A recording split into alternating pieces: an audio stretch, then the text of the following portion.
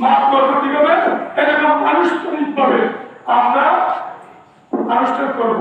আপনি ওখানে আসবেন, আমরা চতুর্দিকে সৃষ্টি দিবেন। আমরা যে বলেছিলাম সে কথা আর জীবনে যাব না। আমরা ভুল করেছি, আমাদেরকে মাফ করে দাও, সেভাবে মাফ করা যাবে। কিন্তু যারা এখানে কয়েকটা অন্যায় করে ফেলেছে, তারা যদি তাদের তো তাদেরকে আমরা সেটা মাফ করতে পারবো না। এটাকে আমরা মাফ করে দিলে হবে? তাদের কিন্তু বিচার করতে হবে। যারা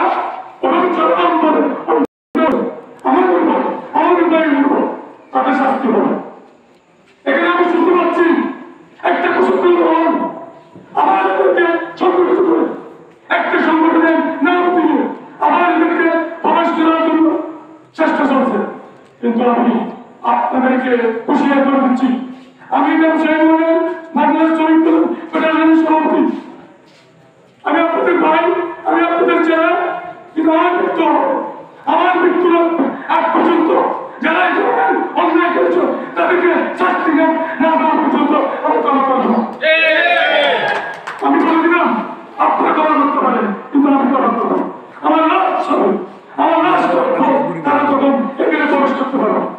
এরা যদি বিচার চায়, বিচারে আসে, বিচার নাম চায়, বিচার করার পরে তাদেরকে এখানে ঢুকানো হবে। ভাইয়া, আমি আসলে কথা বলা সাথে কিন্তু বলতে হচ্ছে আমাকে বিষয়। কিন্তু আমি কিন্তু খারাপ এমন মামলা হবে আমাকে বাদ দিয়ে আমার নাম কেন এই ধরনের লোক আমাদের এখানে নেই। নাম সেই তারা আমাকে দিয়েছে একটু করে আমাকে সব কেন ওসে আমাকে চিনে না, ওসে আমাকে চিনে না, আমার বাবার নাম জানেন না, আমার পরিবারের নাম জানেন না। কিন্তু আপনারা দিয়েছেন, আপনার ভাইয়ে দিয়েছেন। কিন্তু যারা এই কাজ করেছো তারা আসল ক্ষমা চান, সাধারণ ক্ষমা দেওয়া হবে তাদেরকে। কিন্তু ওদেরকে নয়, যারা ছোট হবে অন্যায় করেছিল তাদেরকে নয়। আরেকটা কথা বলি, আমাদের শিক্ষকেরা যোগ্যতার কথা বলেন।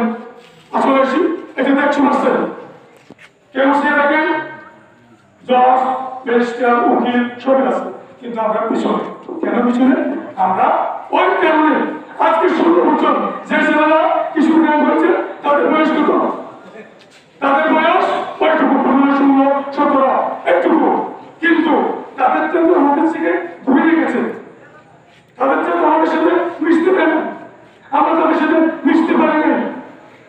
তারা শিখেছে কি ওইটাই মাদক, ওইটাই কিশোর গ্যাং চিন্তায় এরা শিখেছে তো বুদ্ধি হওয়ার পর থেকে।